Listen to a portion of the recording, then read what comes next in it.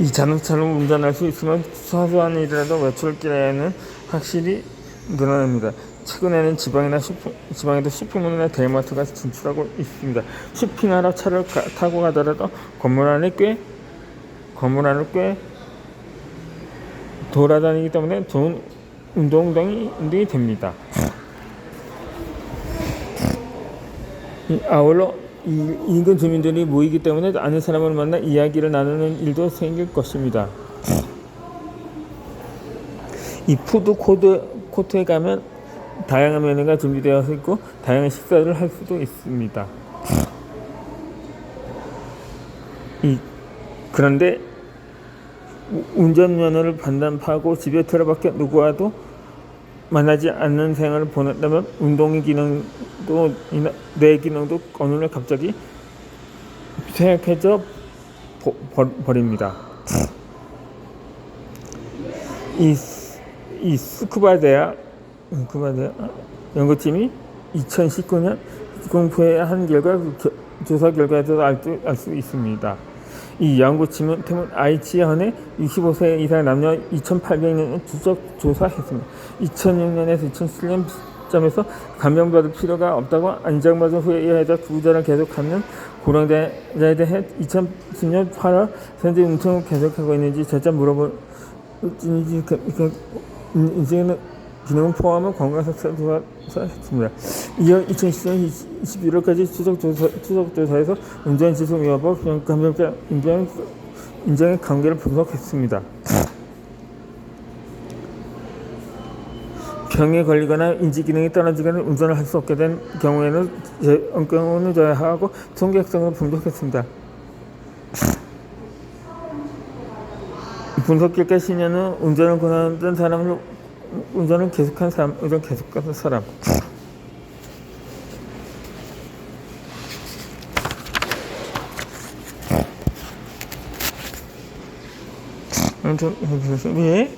그 사람에 비해 2010년 감염받아야 할 상황에 처할 위험이 2.09배나 되었습니다. 이 조사에서 운전을 그만두고 이동할 때 전철이나 버스, 자전거를 이용했다고 하는 사람이 감염받을 위험도 조사했습니다. 이들도 운전을 계속한 사람에 비해 간병을 받아야 할 상황이 1.29배로 나타냈습니다.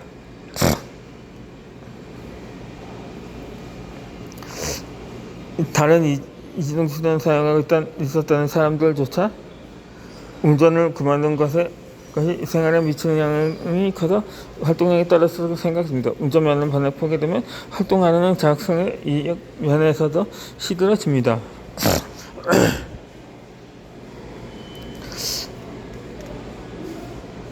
고작해야 자동차 운전이라고 생각해야 할지 모르지만 운전을 그만두는 영향으로 간병받는 상황에 처할 위험이 2배나 높을 정도로 고령자의 신체는 취약합니다. 70대가 되면 그 경향은 더욱 강해집니다.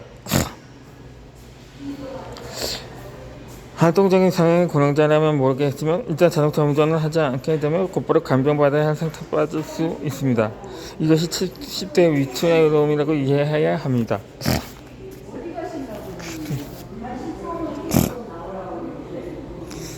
이 사실 고령 운전자는 위험하지 않습니다.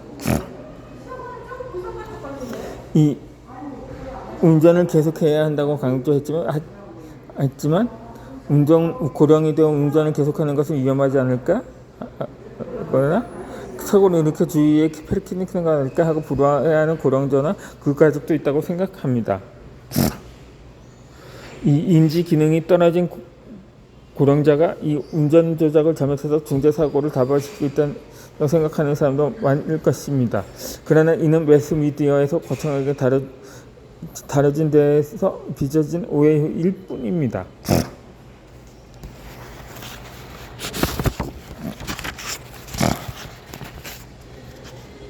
현실은 다릅니다. 실제로 고령 운전자가 사고를 일으킬 확률은 그리 높지 않습니다.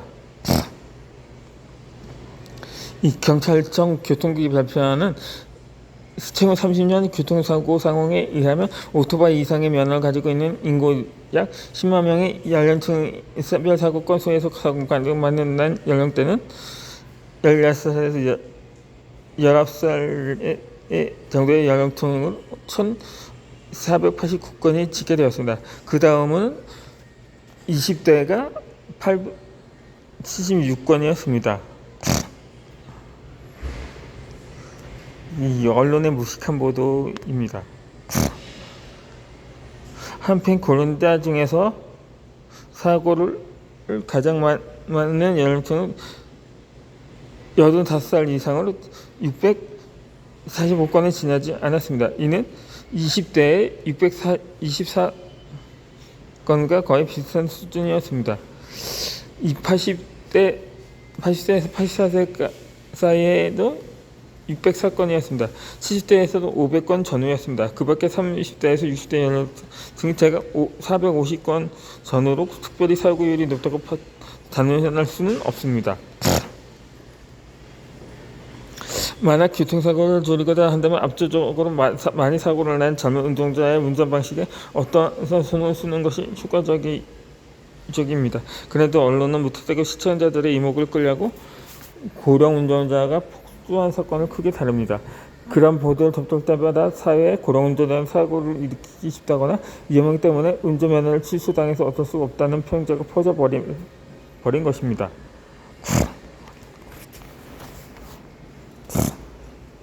이 데이터에 근거해 합리적으로 판단한다면 고령자 면허를 뺏는 행정적 행위에 따라서 정당성을 거는 있습니다. 상명하복의 기질이 매여있는 우리 사회에서는 이러한 국가 행정을 추진해도 소란이 일어나지 않지만 인권인식이 확립되어 있는 유럽과 미국 사회에서는 고령자에 대한 차별이라는 논란이 벌어질 수가 있습니다.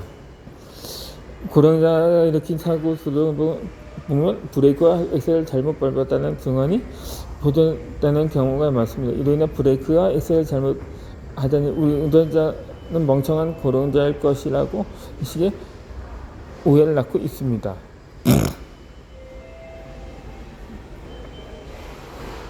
그러나 고령자 전문 정신과 의사가 입장에서 치매로 인해 브레이크와 엑셀 잘못하는 경우는 거의 있을 수 없습니다.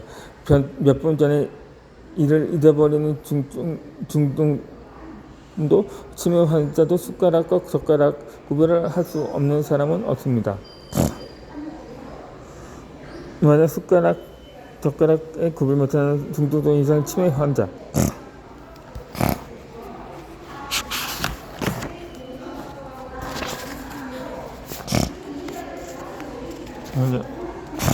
운전하면 운전 자체를 할 수 없는 것입니다. 즉 잘못 보면 사고가 패드를 구별할 수 있기 때문에 아니라 깜빡했다거나 당황했기 때문입니다. 이것은 고령자들뿐만 아니라 젊은 사람도 일으키는 실수입니다. 물론 고령이 되면 동체 시력이나 반사신경이 쇠해지기 때문에 순간적인 판단이 늦어질 수도 있습니다. 페달을 잘못 밟아 일어나는 사고도 증가하는 경향이 있습니다. 하지만 이런 사고는 모든 연령대에서 빚어지는 사고입니다. 그리고 전체 사고에서 차지하는 비율은 일단 1% 정도에 불과합니다. 페달을 잘못 밟는 것 외에도 고령 운전자가 일으키는 사고 가운데 드물게 육주행이나 폭주 등 묘벽히 부담스러운 것도 있습니다. 이들은 고령에 의한 운전 기능 저하 때문에 일어나는 것은 결코 아닙니다. 대부분 약물에 의한 의식 장애가 원인이 아닌가 필자도 생각합니다. 오히려 약물로 인해 피해를 입었다고 할 수 있습니다. 이 고령자가 되면 여러 가지 약을 사용한다는 사람이 많아집니다. 또한 고령자는 대사량도 떨어지기에 약물 부작용이 쉽게 나타날 수 있습니다.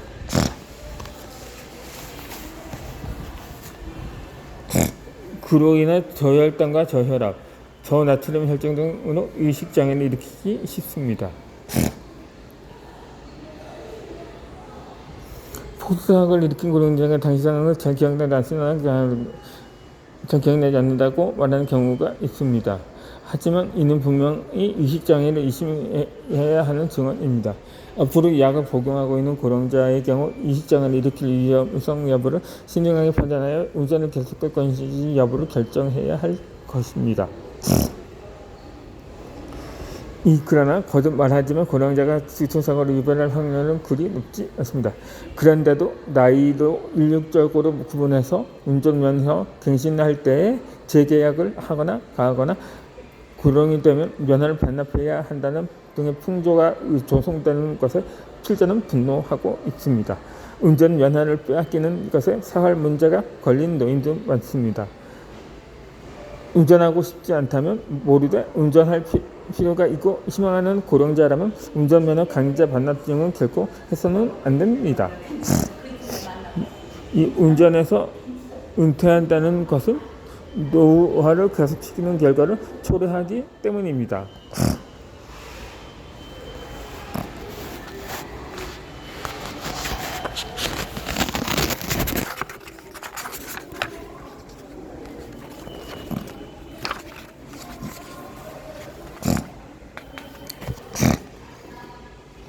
이 고개를 먹는 습관이 노화를 늦춥니다. 이 80대 건강 유지하기 위해서는 70대 생활에서 유의할 두 가지 포인트가 있습니다. 활동 의욕을 유지하는 것과 운동 기능을 유지하는 것 두 가지입니다. 질병할 때 갑자기 늙는 경우도 있지만 그렇지 않은 경우도 있습니다. 노화는 의욕이 떨어지면서 가속화됩니다. 어떤 일에도 관심을 갖지 않고 몸을 움직이는 것이 지쳤습니다. 사람도 만나고 싶지 않고 외출도 하고 싶지 않다는 등 비활동의 경향은 10대가 되면서 자연스럽게 강해집니다. 이런 의욕의 저하를 먹지 않으면 일상의 활동에 자꾸 떨어져도 운동기능이 내 경우도 다변에 늙어 갑니다. 그래서 70대가 되어도 이전 연령대처럼 의욕을 할지하는 것이 유지의 첩권입니다.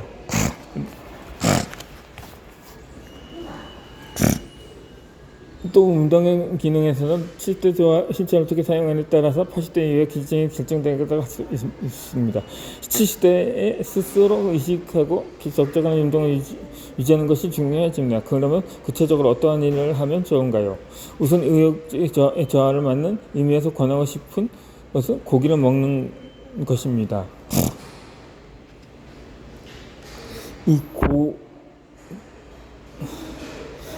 고령이 되면 육류를 삼가고 야채 중심의 식사가 몸에 좋다고 생각하는 사람이 많지만 이는 잘못된 사실입니다. 실제로 현역 시설에 비해 꽤 간편한 식사를 즐기는 사람도 많습니다.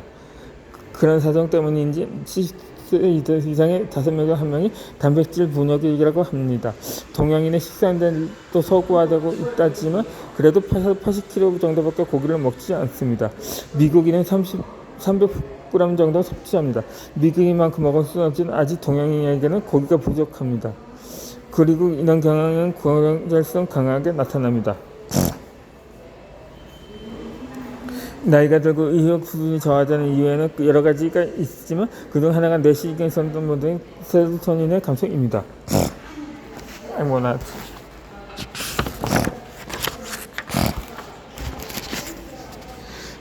세로토닌은 일면 행복물질이라고 합니다. 사람에게 행복한 가능한 물질도 그때가 있습니다.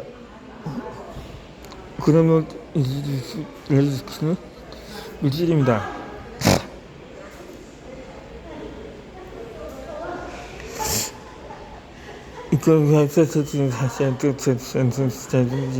발랄 감정도 참 좋아합니다.